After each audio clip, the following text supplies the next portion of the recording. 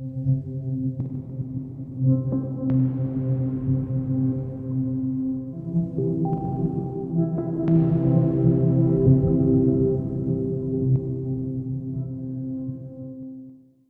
uncle was in the army, and my first holiday was in Germany, to an army barracks. I've been to Germany 6 times to visit my uncle and his family. And when I was 16, I went to get my GCSE results. They weren't what I expected. I didn't like them, so I just drove straight to the careers office and signed up. I went to get my GCSE results, went home, and I'd signed up to the army. My mum's head fell off, basically. I think I was about 15, 16, and I started looking into joining up. Because I come from a big military family anyway, so I've always wanted to join forces, always wanted to join army, and then went down to my local army careers office, which they told me, nah, I was a kid, a little bit too young, you need to come back when you're old enough to sign on. And I went to the Leeds branch, signed on there, and I was 16, so I was a kid when I joined up. I signed up because I was looking for a little bit of adventure, for a better life. All the pits were closing in the South Wales valleys, and unemployment was quite high. It was 1983, so I joined up in December 83 at HMS Raleigh, and that's where I signed and had my first night in the Royal Navy and a new life. And I thought, well, for people like me who were told you've got no education and you'll never have anything and you'll never be anywhere, I might get some sort of career out of this.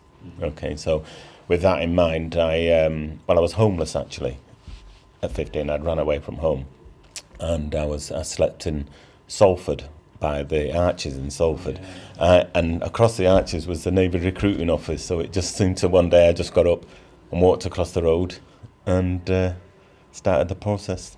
And that was it. Well, I started off, I was born in Plymouth, and then we temporarily lived in South Africa, and then that didn't work out, so we moved to Belfast, because that's the only place that my family had relative, because my mum's from Northern Ireland, my dad's from London, and they met, ironically, in London, and we just ended up there, because we didn't really have a choice. It was a money issue that they had. But my dad couldn't live with us, because he served in Belfast, so there was a lot of risk of him being recognised. But he was going for a job in the prison service, so he was staying there in this particular place. And yeah, so eventually, when we had our own place, then my dad could move in with us. So it was weird. Although my dad had left the Navy, he still wasn't living with us, so it was a bit strange. So you're a military family? Yeah. Through and through. Pad brat. They're known as a pad brat. It was coming to the end of school. The army turned up and they had this big display, talked about all of these things. I mean, I'd spent my whole life listening to my dad's stories and thought, yeah, that's great. Adventure, that's what I'd like, that's great. So the army came and I thought, right, that's what I want to do. Absolutely. I don't need to think about anything else. That's what I'm going to do. So I was all excited, got home, couldn't wait to get home to see my folks, and my mum was the first one, she was at home at the time. So I went, Mum, guess what I'm going to do? And I relayed this whole life plan that I had, and she went, okay. And I said, well, you need to sign the form. And she went, I think you better speak to your father about that first. And it was just really weird, because my mum would normally she wouldn't be the sort of person that would pass on responsibility. She would sort of say yes or no herself, but she sort of felt that was my dad's area. So my dad came home from work and I thought, oh, pretty good, guess what? I'm going to join the army. Yay! And I was giving him all this stuff, and my dad just sat there and went, all right. He said, I didn't know you wanted to get your hair cut. And I went, what do you mean? He went, you've got beautiful hair. Why would you want to get a cut? And I went, I don't. Well, if you join the army, you'll get your hair cut. Would I? He went, yeah. I went, maybe it might be worth a sacrifice. I don't know, maybe it'll look nice. And he went, I tell you what, when you're 18, you can sign your own death warrant, but I'm not going to sign my child's death warrant. I first had contact with the military when I was 15. I joined the Army youth team in the west coast of Scotland area, because I was getting in a little bit of bother with those people in blue uniforms. And I decided that at the tender age of 16.1 to join the army. Prior to that, I did come and have 3 days with the Royal Navy, but I thought it was a little bit too girly. So I went with the Army, and I was an apprentice based at the Army Apprentice College in Chepstow, and I joined as a marine engineer. And we had 2 years basic training there, and I flourished as a young apprentice. I suddenly had goals and objectives, and I really enjoyed the way of life. I then left there and done another 40-year service, regular and reserve. I joined the Royal Navy when I was 16. I had problems during my childhood, so I wanted to get away from home as quickly as possible, and I joined the Royal Navy. I was categorised as, after doing the entrance exam, to be an air engineer, so I became an aircraft engineer. I was brought up in Ipswich in Suffolk, which was a fairly rural area and a very small place.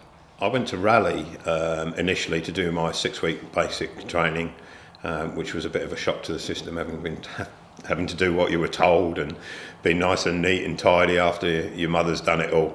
But I fitted in. I felt I fitted in really well within the forces environment. Everything, there was no greys in that environment. You did as you're told and got on with the task that was there. I left school at the age of 15 and a half, a little bit earlier than normal. And I had a couple of jobs in the local community. I worked as a trainee gents outfitters as a tailor, and then I went to Tesco's. And to me, they were mediocre jobs. It was sort of thinking that it has to be something more. This can't be it. Yeah. And I'd already been an Army Cadet Sea Scouts, okay. So I had that sort of background, and I decided to join. I went to join when I was 16. I inquired about it, and then I pulled out because nerves, scared, wasn't quite sure if it was right. Carried on with the job, and then became more and more sure that that was the right course of action. And I reapplied and I joined the Army just as I turned 17 in 1987. And where was this? This was in Chelmsford. These were the days when you had recruiting offices. I walked into the recruiting office, and there was a sergeant there. I sat there, did my exams.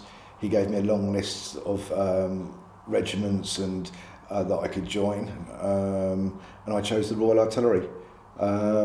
And then I went to a place called Sutton Coldfield for an overnight stay. I did my fitness tests, my medicals and everything, and then went home and then sat there twiddling my thumbs. And then I got a letter saying that I'd been accepted.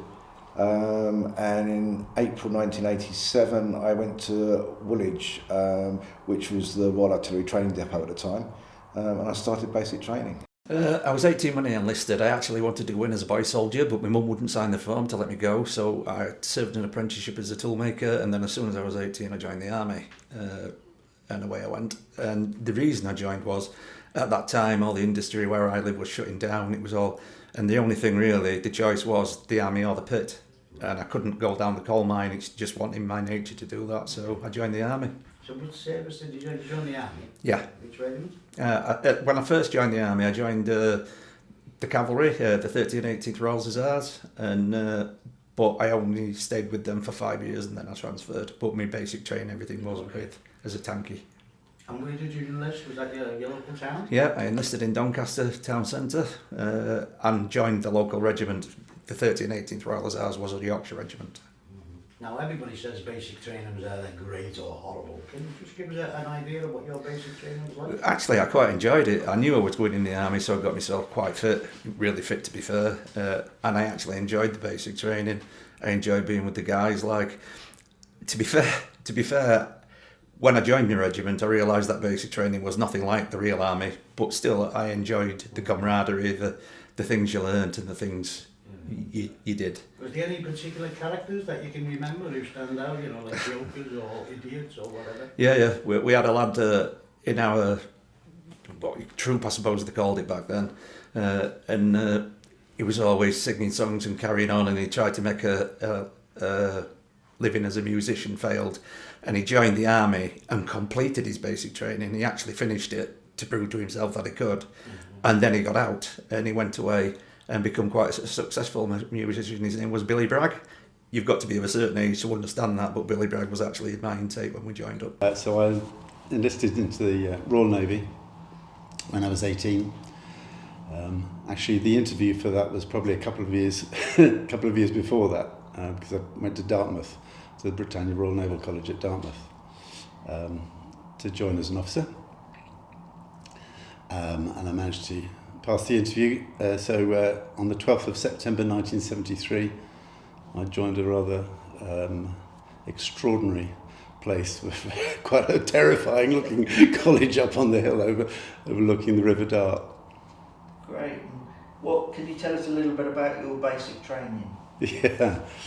Well, the basic training, as I think with most people, it sort of started at quite early in the morning, with a lot of early morning activities. Then you end up with breakfast. Then you end up with after breakfast activities. Then you end up actually doing a lot of training, and there was a huge amount of physical activity, a lot of sport, but actual physical activity. There was a little bit of academic training, some maths and languages and that sort of thing. A lot of boat handling on the Dart, and a lot of learning about seamanship, a lot about learning about what this strange word leadership was meant to mean. But the biggest thing, I think, was actually joining in with, I think there were just over 100 of us who joined that day. We all arrived on the parade ground, terrified, but looking forward to what on earth was coming up for us all. Basic training, the funny story was, when I had this massive bag with all the gear that I had, the only thing I didn't carry was an ironing board, because I thought, you know what, I just can't put it in my bag. I had an iron, everything, I had it, because you get a kit list of everything you got to bring. I could hardly even lift this bag, it was heavier than me. And I'm walking through Belfast Airport, and this man, the customs guy, was obviously thinking, what the hell is this girl doing? And I put the bag on the thing that goes to check it, and he pulled it aside and he went, could you just, I need to ask you a few questions about this. And my mum just looked at me and she went, go on, it'll be all right. Because I was still kind of wouldn't do anything if my mum said it was okay. Do you know what I mean? She goes, it's okay, talk to the man. I'm just okay, tell him the truth. And the guy must have sensed something different here, so he brought me into a room and he opened my bag, got all this stuff out, and he was like, what are you doing? And I went, he goes, okay, you can tell me. And I went, I'm going to basic training in Winchester. I've joined the army and it's my first day and I've got to get to Winchester. And he went, oh, right, okay, that explains everything. He just put everything, just zipped it all up, and he went, I was Royal Irish, so don't worry, I know what you're going through, that's good. And he gave me a lovely nice chat, and he sent me on my way, shook my hand and went, all the best, I wish you all the best. And it was, and then off I went. Now it was really strange, because Belfast Airport then was, it was just an empty room with some, what do you call them, fake walls, you know what I mean? Yeah. So I had this big massive goodbye with my mum and dad, and I went, bye. And then my mum, and it was just the first time I've ever seen her looking like a little girl almost. And it was heartbreaking. And then I sort of walked off going bye, and then sat in this chair, which was just opposite them. And I thought, well, that was a bit profound. And then I went, oh, and I'll just sit here then, do you know what I mean? I thought, I can't look behind me, I don't want to see her crying or getting upset. Anyway, so that was that. And then I turned up, I got on this, flew over there, got the train to Winchester, and there was always people in the carriage and all that. And of course, when we rocked up at Winchester, everyone that we were sitting in the carriage was all going to the Winchester. None of us actually knew that we were all going to the same camp, because we were all sitting there nervous, just minding our own business kind of thing. And so we get out, and there's a bloke standing there, blue cap and all on, khaki. I was like, oh, well, he must be for us. So he sort of stood there, and he obviously waited till he knew who the troops were. He knew the Sprogs, we were called Sprogs. He knew who the Sprogs were going to be. Waited for the civvies to go. And he went, right, the bus is there. Get on her, you're going to Winchester. Welcome to the army. That was an entertaining time, for want of a better term. The first day was the standard off the bus, on the bus, off the bus, on the bus. We all got sort of told, you'd meet here at a certain time, picked up, and the first thing you get, corporal shouting at you, get down here, sit down there, whatever, and then we were taken away to the unit's barbers for the inaugural haircut, which every serviceman has to go through, which you had to, I think it was the princely price of £1.90 to have your head shaved, and even if you'd already had your head shaved before coming in, you still had to have your head shaved again. So that was that. The basic training itself lasted 8 weeks, which in certain circumstances wasn't too bad. There were some really funny times there. We had one guy, Rushy was his nickname, and I always remember he was a steward. Where my bed was positioned, I could see all the other beds in the 18-man room. And Rushy had to make, well, we all had to make bed packs, which is making a brick-like version of your entire bedding, using your counterpane, blankets, sheets, etc., into the most solid, stable structure you can imagine. But Rushy couldn't manage to do this. So the corporal goes up to him and says, Rushy, what do you think this looks like? He goes, I don't know, Corporal. And the corporal says to me, it looks like a hat. And so what do we do with hats, Rushy? Put them on our head, Corporal. Off you go. And so sure enough, Rushy had to put this on his hat, on his head. So that sort of was the fun times in basic training. There were some tough times as well, but they were some of the most entertaining times of my service career. Yes, lots and lots, really. Very rich memories. Joining the Junior Parachute Company in Aldershot at Browning Barracks, which was the depot of the Parachute Regiment. Isolated, unlike things like the Junior Leaders Battalion, which was an amalgamation of regiments. This was purely Parachute Regiment depot with a junior company and a recruit company with the training staff.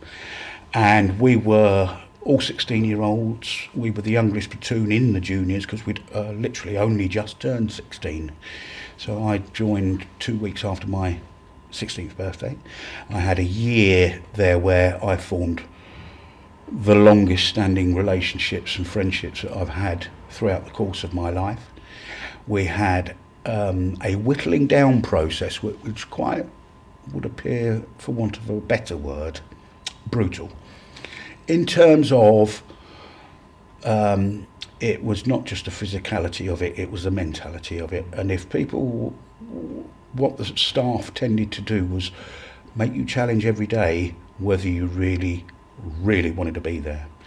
So by the time they'd finished the process, they had people that were 100% committed to being in the regiment, passing all of the tests, mentally ready for what was about to come. Because as hard as training is in all regiments, and it's known as as boot camp, the bottom line is that when you actually get to a battalion and you get called on to serve, the real hard work starts. So they were very, very thorough in their training process, and we started off in Junior Parachute Company with 270 people on the 9th of September, and 1 year later there were 42 of us left.